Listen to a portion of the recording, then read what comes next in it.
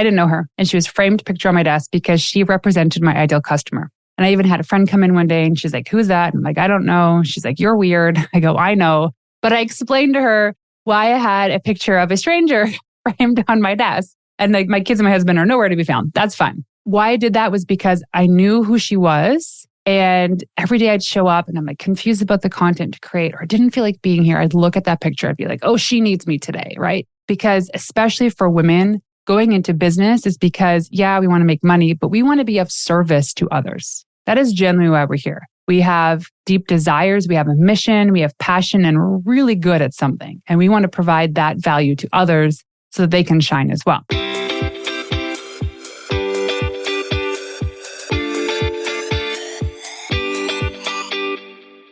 Hey, it's Renee. Welcome to the Into the Wild Show, the podcast for women who want to build incredible mental strength to level up their business and lifestyle. I'm Renee Warren, the founder of We Wild Women, author, speaker, award-winning entrepreneur, and your host. Together, we will make you unapologetic about shining your light, growing your business, and turning you into a wildly confident and successful leader. This is for you, the visionary, the go-getter, the entrepreneur, and for those that need a real kick in the butt to get going and to dream bigger.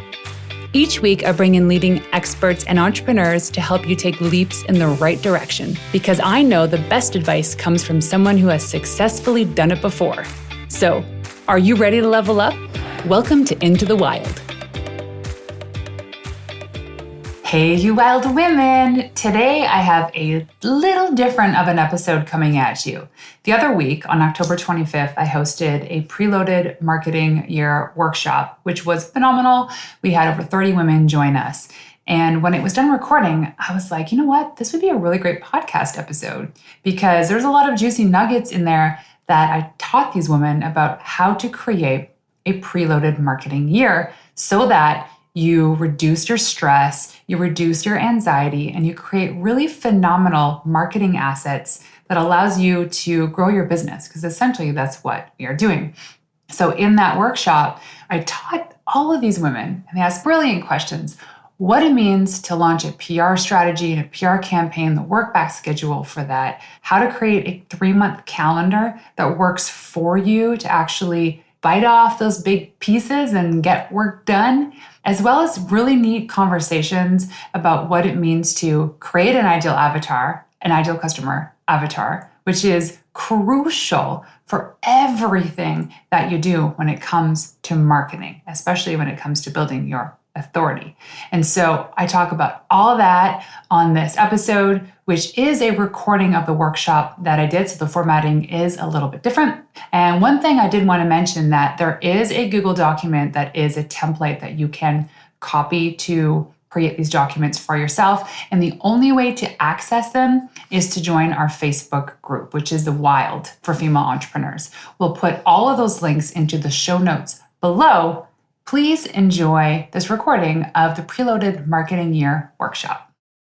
Welcome to the Preloaded Marketing Year. So what I love about this workshop is I actually did it 2 years ago, mostly as a forcing function for me to get my crap together. But as I was going through the process of creating what we're going to be going through today, I realized, wow, this is awesome and I need to share this. So here we are. We have the wonderful Morgan here. She is my assistant. And if there's anything that I can say about one thing you need to do in the next 6 to 12 months, if you haven't already done it, is get a fabulous person like Morgan to help you. They end up opening an entire new portal of reality for your business. And so I'd love to know, hands up or wave or give me a thumbs up. Who here has an assistant? Yes. Awesome. And I'd love maybe share at the end of it, the process they went through to not only finding an assistant, but also getting them to save their lives. I'm going to selfishly plug my husband's book. It's called Buy Back Your Time. If anyone has read it, then go and read it again. If you haven't, here's the trick. I've been with my husband now for over 13 years, and everything in the book was very familiar to me. I've heard it all before. The difference this time is that he put it together in a logical order.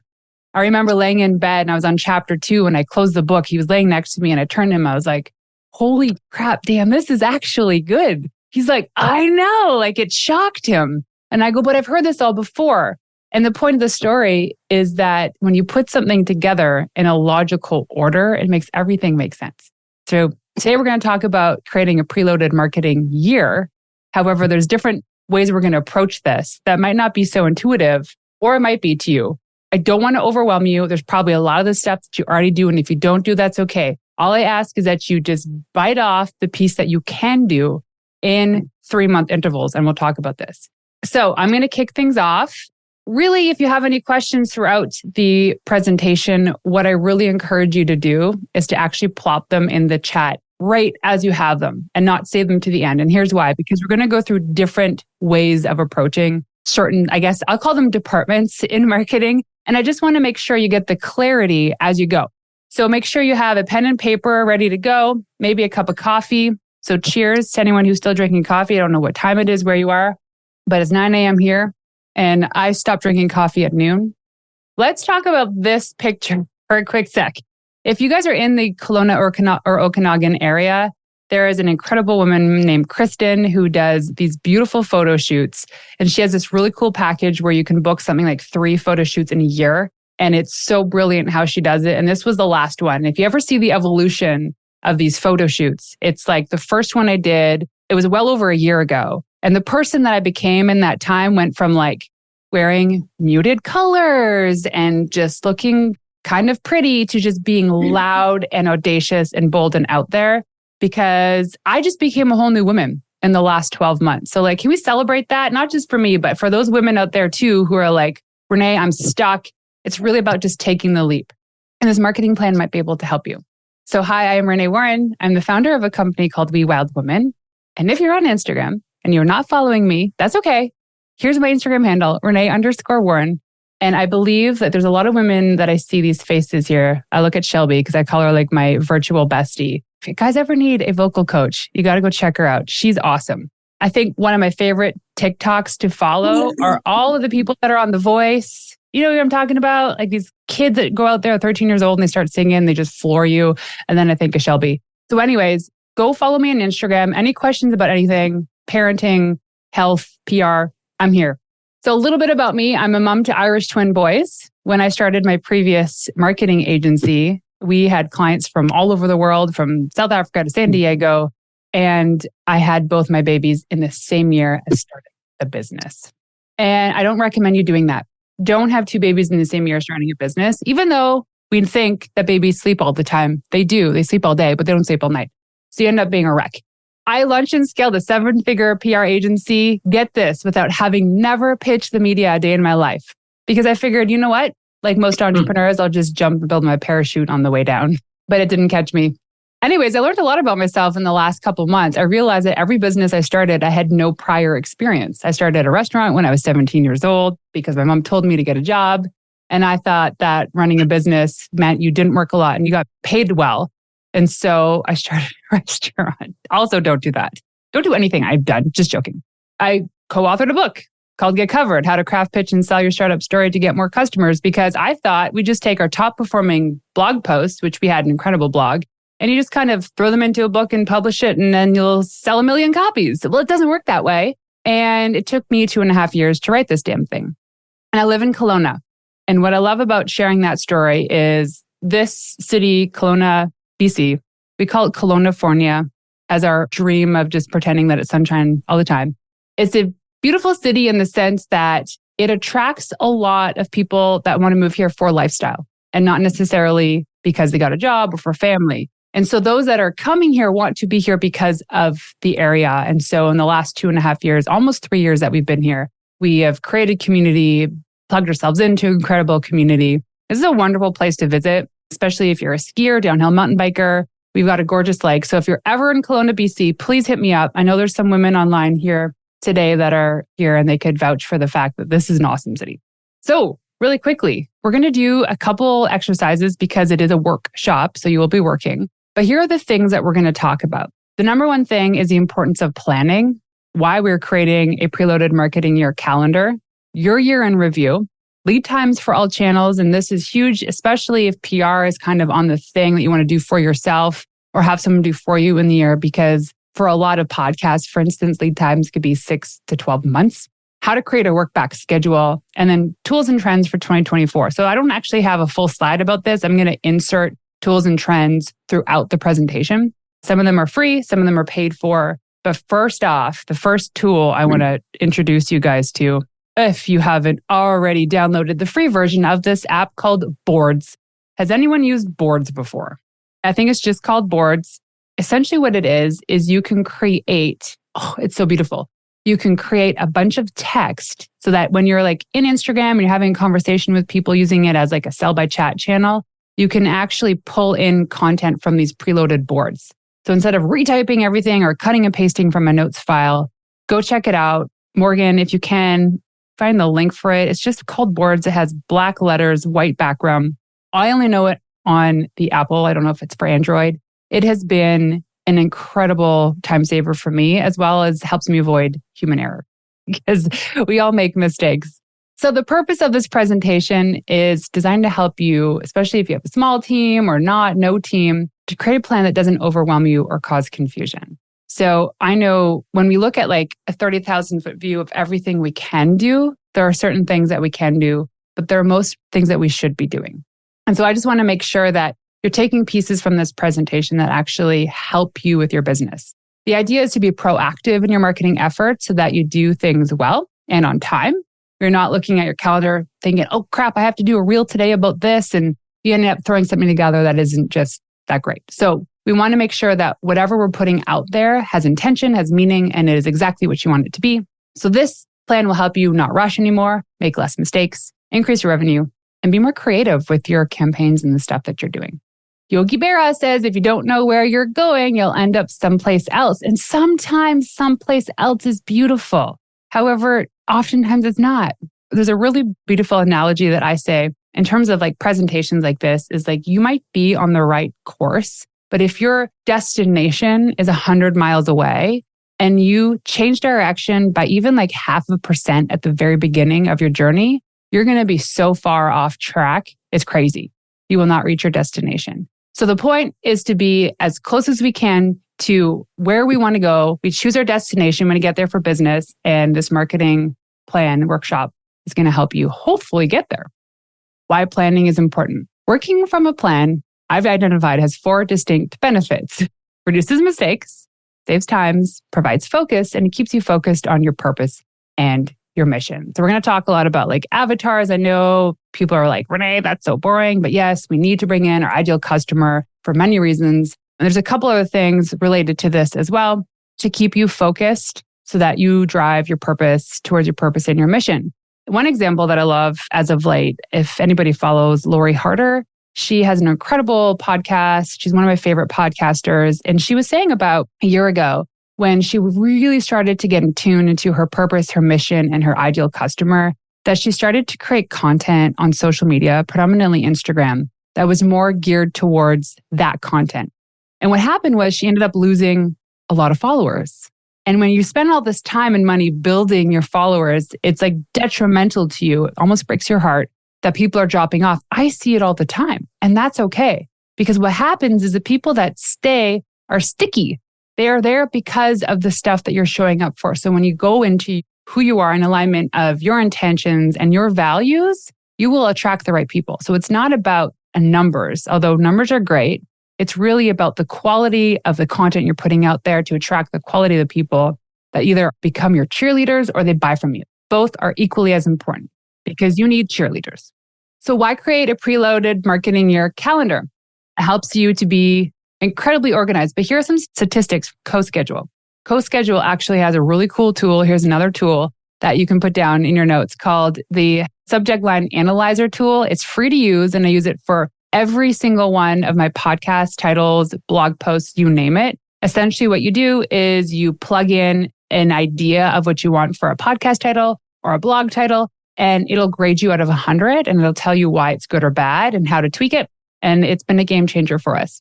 So anyways, some quick statistics is that the most organized marketers are 397% more likely to report success.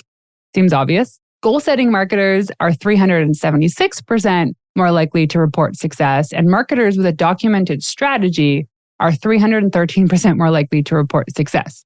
But one little caveat on that is a documented strategy has to be something that you're actually implementing and not just creating and doing nothing with. So simple strategy that's easily digestible, something you can execute on, your team can execute on, is the best thing for you. As James Bake says, proper preparation prevents poor performance. So again, these preloaded marketing calendar allows you to establish your SMART goals. It breaks down bigger projects into actionable tasks, allows you to manage your budgets better, maximize your performance, improves your daily decision-making, allows you to create bigger and better ideas and to plan on how to execute them. And the reason why we market is to help increase our revenue. So planning is bringing the future into the present so that you can do something about it now, right? Just planning. Now, planning alone, if you do too much of it too big, gives you anxiety. So what we're going to do is we're going to take an entire year and we're going to break it down. But we really do need to make sure that we're looking at things from a 30,000 foot view. Think about this. You're up in the sky in the airplane. You have such a huge perspective of the area around you. And the whole point of this quote, 30,000 foot view, is that you're seeing the whole of it. So you're looking at it from the entire year. What does this look like? What are your annual goals? What are the events you're hosting or traveling to? Any major launches or announcements? So what I'm going to do right now is I'm going to plop this little spreadsheet into chat. You are able to make a copy. So if you can't for some reason, just let me know or shoot a quick message to Morgan that you should be able to copy that. In this document, where we want to start is at looking at your Q1, Q2, Q3, Q4 goals. Okay. And I put some like little placeholders in there. These are just whatever as an example. But the whole point of this is for you to say, okay, here are the big things that are happening this year on these dates. And these are the things that I call fuck yeah goals. So these are things that are like, absolutely, I have to do this. It's either something you're attending or you're hosting or you're traveling, even like vacations. And if you're traveling for weddings, whatever it is, you look at your entire year and you start plopping in the things that you are committed to. It's in stone, it's in pen, in your calendar. And a lot of these things, marketing wise, require a lot of lead time. So for instance, my husband, I helped him with the book launch. We did a podcast tour and his book came out January 17th. We started pitching podcasts in early August and there were people following up in February. So bigger shows, for example, have typically a longer lead time, but it also depends who you are. So one of my clients, I don't know if you know of Dixie D'Amelio. She is one of the top TikTok influencers. She has over 100 million followers across her channels. I was hired to help her get on about 8 shows, which seems like such a small number. However, I did one pitch, the first pitch to Lewis Howes, and he said yes. And they're recording next month, and I pitched her last week. So all this to say is the more you can build your authority, which we'll talk about in a moment, the easier it is for you to pitch yourself to get on shows and the quicker it happens. But for most people and most people I work with, the lead time's a little bit longer. So smaller shows, typically they turn over their shows pretty quickly. So you might jump on and record something and then it'll be published 2 weeks later. Most shows is about a couple months out. Like right now, for my show Into the Wild, we are recording episodes this week that are going live the end of December all the way into January right now. And so if you're like, hey, I'm launching something in December, I'd love to be on your show. It's like, too late. Sometimes I move things around for people, but for the most part, the reason why we're doing this 30,000 foot view is because the lead time for some things take forever. Now, I know some of these things take a lot of time to process, to think about, to brainstorm, but I want to do conscious stream of thought. First thing that comes to your mind when you're reading these questions or looking at this content is, what is your business goal in creating a marketing plan for the year? So I want everybody to write this down. It could be 1 or 2 sentences, whatever you can think of. Why do you want to create a plan? For me, it's to save time. It's to spend money in areas you know converts. It's to be more creative. It's to outshine the competition. So for me this year, it was really about spending money in areas I know converted. So I have a business coach. Her name is Eleanor. She's an incredible soul. I called her up one day and I was like, Eleanor, listen, I've been doing my podcast now for 3.5 years. And I'm not sure if it's busy work because it's expensive and it takes a lot of time. And I don't know if it's the strategy I need to actually grow my business. And so I was on the verge of stopping it, literally on the verge of canceling the show. And she said to me a quick strategy that made so much sense. Hear this out. And she goes, hey, Renee, what happens if only the people that you invite to be guests on your show are people that you would love to work with? I'm like, that actually makes a lot of sense. So not every guest, but a lot of the guests now that we're sourcing going into the future are people that'll provide incredible value to my guests, are people that I just love and are aligned with, but also potentially somebody that can become a client of mine. Maybe not now, maybe not tomorrow, maybe in the future. Or maybe these are people that would never hire me. However, they'll be my biggest cheerleaders. So I had Amber Spears, brilliant mind, woman, marketing and affiliate marketing. She came on and I was like, yeah, I'd love to work with her, but it wasn't a now thing. After I interviewed her, she's like, Renee, why don't you come teach inside my program? These are people that are spending like $50,000, $75,000, $100,000 a year to be in her program. She's like, they have money to invest into these programs. And so I did this a couple weeks ago and I have a couple sales calls coming up. That was perfect. So I knew that spending money now on the podcast made sense, although it's not like advertising where I can tell right away that it's going to convert to something. It expands my network. And it is probably one of the most important things that I do now is teaching inside other people's programs. Okay, so your business goal for the year, jot something down. If you have a moment and you want to share, please throw it in the chat and then we can discuss that closer to the end. But let's get moving here. Your avatar, your ideal customer. So I bring this up all the time because people fail to truly understand this. Some people get it right. But the reality is that sometimes and oftentimes is our customer grows and shifts and matures as our business does too. And so I believe this is something you need to reflect on at least every quarter, if not twice a year. So take a couple minutes and write down a couple things about your avatar. Sure, age, if they have a business, what do they listen to, what do they read, where do they hang out. But really I want to know what's most important to them. What is their biggest current pain point and how are they solving that currently? Because this will be stuff you need to use in a couple slides when we start creating content pillars. So with your ideal customer, what is most important to them? What is their biggest and current pain point and how are they solving that currently? And why I mean, how are they solving it and not you? It's because they're not your customer yet. They will eventually be. So they got to think about where are they going to solve this problem. Okay, so take a couple seconds to write that down and anything else you think might be relevant. What we're going to do with this is we're going to extract content pillars from this information, right? So that we can create a plan for social, for speaking points to get on podcasts, for blog post ideas. So it's like the content you want to create to get in front of these people that have this problem. I used to have a picture. I don't anymore. I actually have, and you might not see this because the light will reflect on it. This is my vision board. There's like a bunch of stuff. It was consistency, commitment, courage, capacity, contribution, connection, and make it happen. But I used to have a similar framed thing of a woman holding a baby, and I didn't know her. And she was framed picture on my desk because she represented my ideal customer.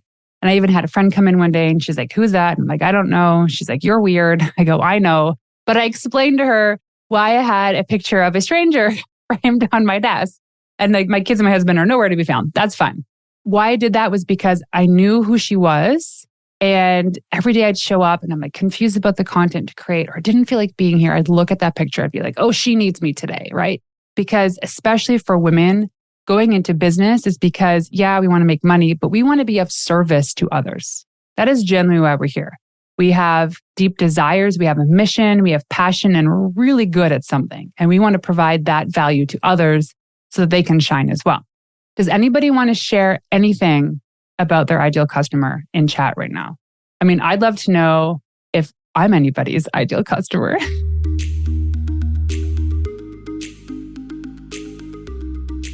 Hey ladies, I gotta share this with you. I got a text message the other day from one of my clients, Callan, and it reads this. Renee, I gotta share this with you. I got on 3 great podcasts last month, and this month has been my biggest month ever. $100,000 revenue as of today.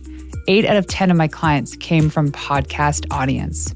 I'm so grateful for you and your incredible VIP day. It has been a game changer for my business, and I thank you so much.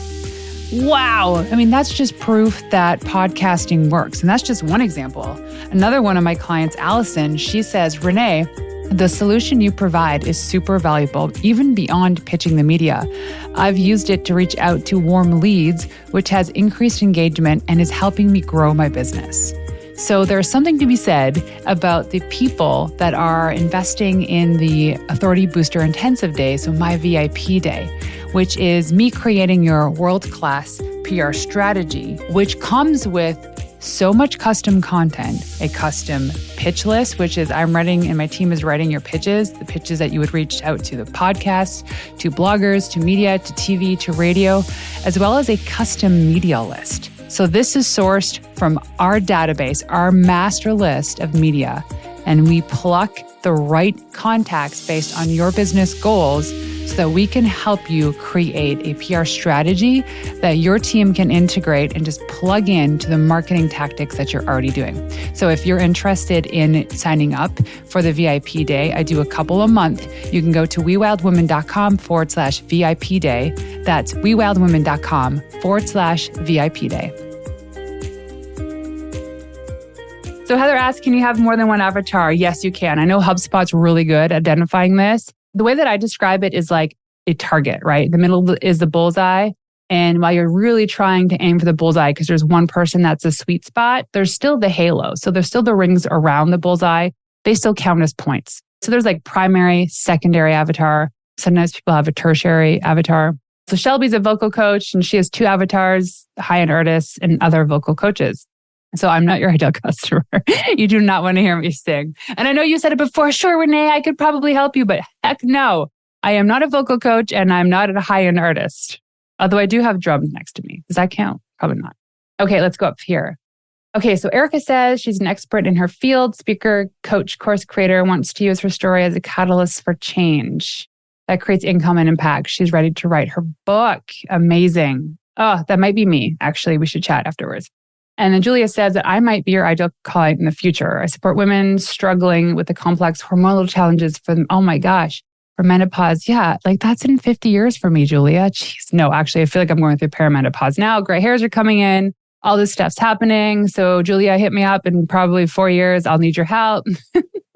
And Sheila says, I help establish women entrepreneurs. Biggest pain point is overworked at capacity, doing all the things, ineffective team. Oh, yes, I get that. I think we're all overworked at capacity. I think especially for women. And I figured this out today for me, all the hats that I wear is we think about so much all the time. This morning, we just got back from Phoenix last night. This morning was rushing kids to school and my youngest son goes to an outdoor school. And today, they changed the schedule on where his drop-off was today. So it's not their typical location. It was way out of the way. And so I wouldn't have had time to show up to do this. So I was scrambling with our house manager, Betty, and she came to get the boys early to bring them. Thankful. However, it's still on my mind. We still carry this weight and it ends up fogging our capacity to actually show up. So I get it. So Sheila wants to know, how are they solving it? They aren't. They are tolerating, hiring poorly, throwing money at short-term solutions. Yes, I get it. And then Jackie asks, can you have different ideal clients for different programs and offerings? Yes, absolutely. So one of my clients, Elise Archer, a beautiful, brilliant woman in sales. She has a couple ideal customers as well because she has a 10K club, a 50K club. So these are different women. There's women that are, making their first 10K, and then there's women that are on their 50K. And these are entrepreneurs. And then she also coaches corporate sales executives. So you can create different avatars around those people. So you create key messages around how you're going to be targeting those people. Okay, we'll quickly move on. So big goals for the year. I talk about the fuck yeah events. So really quickly about that. Every December, my husband and I do a planning retreat. So we go away every quarter and we plan. But December's the big one where we look at the year ahead, right? So we do the 30,000 foot view. Where are we going to be certain months? So I have a rule about not traveling more than a week a month. And that's probably sounds like a lot for you guys. It's a lot for me, but I'm getting used to it. Essentially what we do is we look at all of the events we've been invited to, whether it's wedding, whether it's speaking engagements, whether it's to be on podcasts in studio in different cities, and we plop them in to the calendar. So the yeah events are the ones we are absolutely going to. It's either been committed to or it's like stuff you can't avoid. You put those into your calendar. So for you, it could be what are the top 3 to 5 events you're hosting or attending this year, or having a retreat? Are you launching something? Is it a book? Is it a new program? Are you collaborating? Any massive event, those are the first, like the big rocks that you put into your calendar, right? I don't know if you guys use a project management tool like Monday or Asana. I use Asana and I love it. And what we do with like the spreadsheet that you have access to in chat, this is like our planning tool. It doesn't end up being what we use every day. We end up using Asana, or some of my clients use Monday. And then we just end up taking that information and plopping it in. But for this, the big goals, what are your big goals for the year or your big events? Because these things can take months to prepare. Like I said before, book launches, if you want to go on a podcast tour, can take 6 months to a year. And then even after your book is launched, there's still a lot of stuff you have to be doing to promote your book, because it doesn't just stop the day your book comes out. You got to keep promoting it. So what are the business, the personal, the family events? I know this is a marketing workshop. However, your personal, your family, that stuff's important because some of it might cannibalize time that you would normally invest into your business. So you have to put that in there, and don't be shy. And maybe you're thinking, December 2024 is too far out, but there might be something that you're invited to, or you're going to be going away. Put that in there because you're going to have to prepare. Most time away from your business, like even if it's a day, times it by 3. So anytime we're going away for a week, it takes me 3 weeks to prepare for that time away. It's crazy. And you want to be proactive in making sure that you are ready for that time. For instance, this summer, lots of stuff planned. I spent the better part of the summer planning for a 2-week vacation to come back to Kelowna. And I don't know if you've all heard, we had massive wildfires here at the end of August. And most of us were forced evacuation. We had to leave, no preparation. And all of a sudden, we have kids, no help, all the stuff. And it wasn't a vacation. It was a stressful time. We were gone for 10 days and I just totally got sidetracked in business. And so it took me almost a month to catch up with that. Now, these things you can't avoid sometimes, but most of the stuff we're planning, we can prepare for. So your medium goals for the year, these are like monthly workshops, like what I'm doing now, maybe going on a podcast tour. This is hiring, program development. These are often tasks or projects that can take 1 or 2 months to implement. So now you add those. So in the spreadsheet, you'll see where you can plop these things in. These are still important. However, if maybe one of them didn't happen, that's okay, but you can't avoid all of them. You can't be shy and anxious putting these things in either. I know a lot of us are like, I want to hire a VA, and you keep dreaming about it. Most of us can't afford it. We just don't do it. We don't do it because we don't know what we're doing. Most people don't know what they're doing. When I hired Morgan, I'm like, Morgan, help me figure this out. Luckily, just the other week, and Morgan's been with me since like May now. I don't even know. It's May or June. I had the honor of interviewing my husband's executive assistant to get some sort of inquiry into how Morgan can help me manage my time in my inbox, because I asked for the help. But anyways, these things take time. It's a process. And most people avoid doing them because they're like, I'm not committing to a month of trying to find somebody to help me as a VA because that's just too much work. I'd rather just do it myself. So yes, put those things in. Okay, now the small goals, this includes like adopting new software, consistently blogging, maybe a new morning routine. These are things that if you didn't get them done, it wouldn't have a detrimental impact on your business, but they're still important, right? So I say adopting new software is because sometimes when we go from one thing to the next, there's a whole onboarding process. Like I went from using Wave accounting to Xero, and because I got used to Wave, there's functionality in Xero that just didn't work and I hated it and things weren't connecting. Anyway, it takes time. However, now it's like, whoo, seamless, perfect, saving time. Stuff's just happening on the back end that I don't even know. It's just working. Now what you want to do is if you go into that calendar again, you'll see this thing and it's called the work back schedule. This is very common in like project management if you're like marketing agency, PR agency, because what this is showing right now as an example is a 3-month work back from a launch at the end of March. So when you go and you're like, okay, I have this thing, we'll call it a book or a program I'm launching at the end of March, and I'm working backwards from there of the things that I have to do. So now when I show up for January 8th to the 14th, I know that my goal for that week is to complete the design and mock up product, whatever that means. I'm not being, oh my God, I have to do all these marketing things for my book launch. Nope. The focus is just this week, this year. And then you look at the next month or the next week and the next month and so on and so forth. So this is also important if you have other people involved. They need to know, it's like, do they need me for something this week? Nope, they don't, because this is what the focus is on. And if you can follow this work back schedule, you're more likely to achieve your goal at the end of March. So this is why we're going to talk about this thing that's called like a 3-month year. But first, I want to talk about this quote right here. And this is important, especially for women, is your business vision is most powerful when it's an extension of really you and your personal lives. And I don't know how many times, and I used to coach women, their revenue goals for the year was like $1 million. And they're currently at like 60,000. And I say, that's great, but do you understand what it takes to get there? And they've never done it before. But they're like, it's an arbitrary number because it sounds good and I want to create and launch $1 million business. I'm going to tell you something. It's not for everybody. It's actually not for most people. And I hate the narrative that we have to in order to be validated as a successful entrepreneur. Get this. My last PR agency was over $1 million of revenue, but I had 10 to 12 employees, a lot of contractors. I had so many clients from all over the world. I pay myself more now than I did back then. And I don't have a full scale agency. And I don't care to run $1 million business, at least not right now. And so when we put that pressure of like, got to achieve $1 million in 3 years, most people don't know how to get there. And they think, I'm really good at what I do, so I can get there. But is it really what you want to do? Because it cannibalizes your time. If you've never done it before, you will fail hard and hopefully you fail fast. It's inevitable. So make sure when you're creating these goals, when you're saying, I want to be on podcasts and I want to do media and I want to have the most epic marketing plan ever, make sure that it's in alignment with what you personally want to achieve and it's not somebody else's expectation of you. See, I did this in my last company. I went from PR agency owner to business coach to PR again, because I've always loved this space.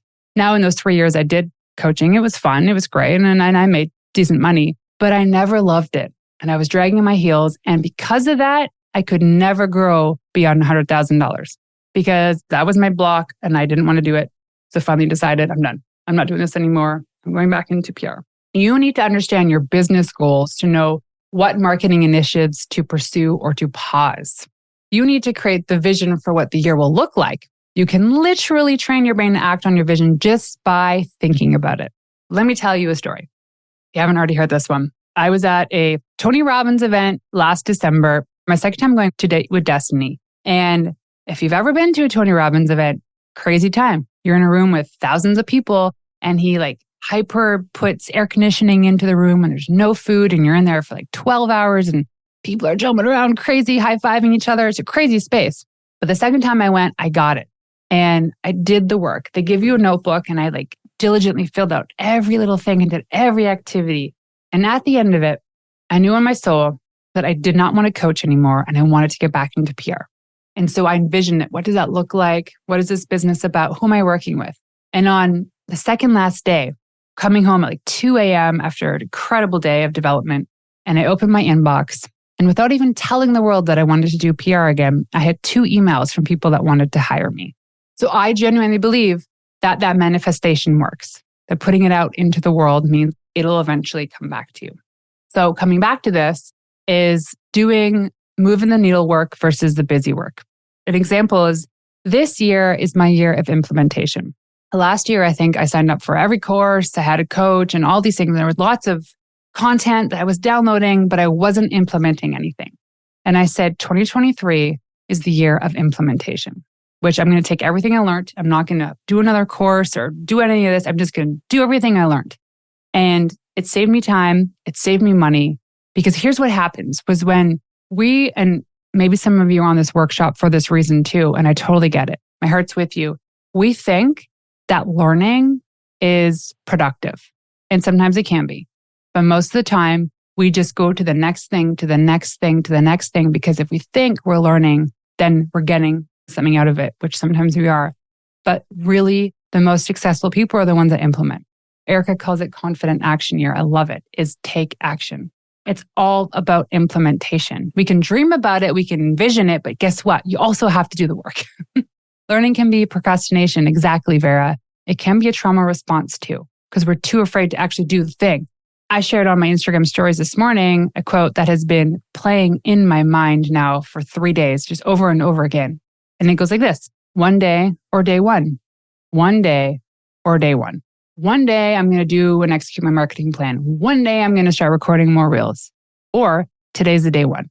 I'm starting this challenge. If anyone's ever done 75 hard, I did it, hated it. It actually made me depressed. I'm doing 25 hard-ish. So I have 25 days until we're doing this event in Vegas. And I decided, what are the things that I know are sustainable for me from the 75 hard program that I can do in 25 days? Created my own list, found a buddy, and now we're doing this together. And today is day one. And day one meant no sugar, follow a diet, no alcohol, 100 sit-ups a day, 45-minute workout, 10 pages of a book, 3 liters of water. Sounds like a lot, but it really isn't. It's really not that. One day or day one. Is today going to be your day one? So here's the 3-month year. You can look at it from like a 12-week year or a 90-day year. It's the 3-month year. For me, I love calling it because 3 months, people understand this is a quarter. So the further you plan into the future, the less predictability you have. It forces you to stack assumption upon assumption, which causes anxiety and ultimately is a reason why most people give up on their marketing goals. PR plan, for example, is the only department that requires long-term planning. You have to consider the long cycles so that you can plan ahead. Perfect example is, guess what you're going to start seeing in early December? You're going to start seeing Valentine's Day promotions. Crazy thing. All of Christmas stuff has to be submitted to the media by July. There's a reason why they call it Christmas in July from the PR's perspective. It's because they have to get this content created and published. And why do they want to get it published? Especially Valentine's Day stuff, Christmas stuff, is they want their articles to be trending and ranking on Google before anybody else gets to even try this. I'm sure if you Googled Valentine's Day gift ideas for your wife, there might be stuff already published for this year. I wouldn't be surprised. And some of these pieces of content are stuff that's already been published in the past. What they do is they go and they update the content and they change the date. However, it's still trending. It's still ranking on Google and search engines. So if this is a plan for you for PR-wise, that's why we're looking at 3 months, but also the whole year, but working in 3-month intervals, because we don't want to give you the anxiety of the year. We want to give you a chunk that is actually executable, but also knowing PR has a longer lead time. So you chop up the year into 4 quarters. You work through your 3-month calendar. It's in the document. And the great thing about having a 3-month year is that it's long enough that you get things done. And the deadline is always near enough that you never lose sight of it. This is why I love working in quarters. Here, this is an example of a modified version of a client's 3-month content calendar. It's more robust than this, but I didn't want to put too much in there to overwhelm you. This shit right here is like the bee's knees. If there's anything you're going to do, this process will help you get over that hump. As you see on the right-hand side, the colors are like Instagram, LinkedIn, contributed content, Facebook group, whatever you are actually updating, channels you're using, you put them in there. Don't be everything to everybody. And then on the date, this is actual October, you plop in the things. This is a planning worksheet. We end up taking this content and throwing it into Asana or Monday. But right here is planning. And I only did 2 examples of like mindset and method. Essentially, what you're going to do is you're going to create Google Docs for each content pillar. Mindset, for example. So if you click and you open that, here's where you can start planning, brainstorming ideas for social media, whether it's Instagram or YouTube or TikTok or LinkedIn, whatever you use to update. This mindset is a content pillar. So these are the things that we talk about: mind over matter, routine and consistency, setting boundaries. And then you can start creating frameworks and writing content that you will share on social. So the idea for this is that here, October 25th. So we would be now looking ahead into November, because this will have been planned out now for months. This is why we throw the big rocks into the calendar, because when we eventually get to the month of which we have to start executing on the content, it's there. We know what's happening. Look at pitch Valentine's Day promos in November. Arguably too late. But if you have anything connected to Valentine's Day, now's the time to start pitching that. So again, why you go back to that annual 30,000 foot view is so that when the month comes up that you've got to start executing on the content, you're prepared and you're not like, oh no, Black Friday stuff, Cyber Monday, we've got to get on this right now. And you're linking to the content and you just build off this. So what you would do in this one is really quickly, you would add the next date. So it would be October, I don't even know, November, I don't know. The point being, the content is there and I use a notes file on my phone whenever I have content ideas. You could actually open up these sheets and put the thing right in there. Or you can send a Voxer to your assistant and say, hey, can you put this into the content pillar method for next month? So when you're in here, only look at the next quarter. But when you get to November, you also have to realize, okay, I got to start considering what January looks like. So that every new month, you're adding a month to the end of that. And everyone's on the same page about this. So now let's get back to this, because now that we get the idea of what a 3-month calendar looks like, the question is, Renee, what do I say? I'm sure that we've been there. I'm always there. I'm like, hey, oh my God, what am I talking about today? When you create this system, it allows the what do I say to kind of dissolve. Because what you're really trying to answer is, how can I help my customer bridge the gap between their problem and the results they are seeking? So for social media, it's like, here's the problem, here's my solution. How can I actually help them get there without even hiring me? Because like really, you got to give away the good stuff and you got to be doing it consistently. What is the main reason why people come to you? So let's take a moment to answer that question. Why do people come to you? What is the main reason? There's probably 4 or 5 or 10 reasons, but what is the main reason why people come to you? Do they need help in drafting an outline of their book? Do they want to pitch an editor? Do they want to become the world's best vocal coach or the best vocal coach in Australia? Who do I hire for that? Right? Why do they come to you? For me, it's like women want to build more authority. Authority in the sense that they want to become the expert in their industry so that people naturally come calling to be like, hey, I want to have you have a guest on the show, or I want you on this morning television show, or I'd love to have you contribute an article to our really notable blog.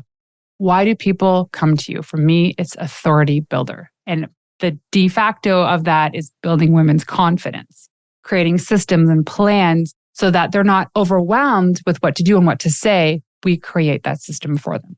Does anybody want to share what's the main reason why people come? Erica asked, what is the main difference between method and mindset? That was just an example of a client, but mindset is like mind over matter. It's like motivation stuff. Method is a fancy way of saying the how-tos. So if this example was for my client who's a sales coach. So her method is like top sales closing techniques, or like what to say if somebody said no to a price. Like those are the methods. 90% of successful salespeople, if you guys didn't know this, I'm learning this too, is not because they have the ultimate closing techniques or like the ultimate scripts. It's because they have the mindset that they're great. Everybody here, you're great because of that. So Shelby says, artists eliminate strain, sing. Yes. So for artists to come to Shelby, their main reason why is because they want to eliminate the strain. They want to sing at a higher range and extension. I won't share you an example of what that is right now. You guys will all drop off. For coaches, how to build a business, better pedagogy tools for their students. So essentially, she's helping coaches how to build a better business, right? What is the main reason why people come? To answer this question, maybe you'll have 3 or 4 answers. Think from it. You can even splice off content ideas from just answering that question. Here's the gap. So who is your customer? What is the pain point that you solve for them? What are they searching for? Where are they online? And then your program, your solution, your product. We're going to get into some really nerdy SEO stuff quickly, but bear with me. Sarah says, do you recommend 6 content pillars? I recommend no more than 7. And you essentially can do this however you want. The way to approach it really, Sarah and everybody, is to create a content pillar and a system that's sustainable to you. So when I first created that system for Elise, we had her posting 7 days a week, and we still have to change some things because she has like money she's talking about on Saturday, which doesn't make sense. So it's like, create a plan that's sustainable. Don't be like, I'm gonna do 7 reels a week and I'm gonna crush it, because guess what? You'll crush week 1 and then it'll stop. Sustainable. So if 6 content pillars makes sense to you, awesome. If not, don't do it. Maybe it's 3. And if it's 3, that's great. Maybe you're posting like 1 reel a week, 1 carousel a week, 1 post a week, and a bunch of stories. Sustainable means like it's authentic to you. It's not forced, and you're able to actually feed this engine over and over and over again. So how to determine your content pillars. Take a second here. I'd love for you to answer these questions. I realize we're probably coming up on time. I'm going to speak really fast, but this really helps you kind of define your content and also helps with like website copy. But answer this question. What are the top 3 questions people ask you about your service or your industry? So when you're like on a sales call or on chat, it's like, what are the questions people ask? Yes, it's going to be process. Yes, it's going to be cost. Outside of that, what do they really want to know about you? Because answering that question allows you to come up with at least one content pillar or even a post. And so these answers are stuff you can use kind of in your testimony content pillar or your promotion content pillar, like at least once a week. You got to be talking about your services and how awesome you are at least once a week. Promote yourself. It's expected, right? If you're giving away all this free content, people expect that you're going to try to promote and sell something. And the people that push back are not your customers. Put it this way. We're afraid to promote and sell because as women, we would probably have a choice to just give everything away for free. But look at it this way. As there are people out there that need you, you are of a service to them. They actually need your solution. So you're doing them a disservice if you're not promoting yourself. So now answer, what are the top 3 pain points? And we talked about this already. What are the top 3 pain points? Quick keyword. We're going to get on to the next slide really quickly. What are top 5 keywords? And if you're like, I don't know, then just put a spot, hold it there. We're going to get to that. But if you do know, write it down. Because those 5 keywords could actually be content pillars. And if they're not content pillars, they could be pieces in a certain pillar. Is there really cool, new, updated copy that you're using on your website already? I always go back to my website because I launched a new website a few months ago, hired a copywriter, she did all the copy, and there's nuggets in there that are gold. And I'm like, oh, I could use that. And I could go deep on that. You could talk about this. Then go to your reviews and testimonials. What are the patterns? What are common words that come up that people say about your service or about working with you? That's the stuff you need to use in social as well. Now, example themes. So we're talking about pillars, but themes could be things like engagement, authority, conversion, inspire. So what I mean by that is engagement post could be something that's like a poll or ask a question or gets people to write an answer or tell a story. Authority building piece is really about sharing your knowledge and how smart you are and good at what it is that you do. Conversion is essentially the method, but conversion is selling to people, promoting. And inspiring is the motivation side of things. People come to social media for one or two of these things, to either be inspired, to be educated, to laugh, to be educated, to be inspired, to be educated. And if you can solve that on a beautiful pattern, a cadence in your social media plan, then people will keep coming back. And also don't be shy to be repetitive. Most people need to be reminded, not educated. Even if you don't want to hire a PR expert, I'm going to guess that by now, if you follow me on social, I might be somebody that's top of mind for you because I share a lot of stuff about PR. And there's probably days you're like, oh, Renee, another PR post. Blah. But hey, if you like me, you're going to still follow me. And then come the day where I need to hire somebody that's a PR expert, then I'm going to be top of mind. Ashley asks, would you rotate on each of the themes with each post or on a weekly, monthly basis? So the idea would be weekly. However, if you have more than 7 content pillars, or if you only want to post a few times a week, you can definitely rotate through them. So that could mean that you're doing the example of method or inspire and story one week, and the next week it's 3 different content pillars, and then the next week you're coming back to the other ones. So we'll go through this really quickly. So your content needs to be keyword rich. If you've never done a keyword list building, it's important that you do this. And I'm not going to go into details too much about this, but the easiest way to determine what your keywords are is to be in your ideal customer's mind and to Google the solution to what you provide and come up with 4 or 5 different versions of how somebody would search for you online, specifically your industry or the solution you provide. Keywords need to be used in your headlines on blog posts, on your website, press releases, blog posts, social media updates. It also helps with your research and discovery. And it's also huge in social media because keywords should be used in your captions as well and in comments because those are still searchable on Instagram, for example. I didn't know that. I thought it was just in your name, and I learned this a couple months ago. So make sure you are consistently and eloquently using those keywords through everything that you do. And also we talked about lead times too. Just make sure that this is a PR example, that publications, for instance, they're a 3 to 4 month lead time, podcasts 6 to 12 months. This is why we're creating this calendar for the year. It's that we know the expectations of the stuff we need to do every week. So when you put it all together, you have your detailed marketing plan. This is in the spreadsheet. This is a planning tool. I really encourage you to use Asana or Monday or Airtable for these things when you're finally actually executing. So there you have it. Thank you for tuning in to another episode of Into the Wild.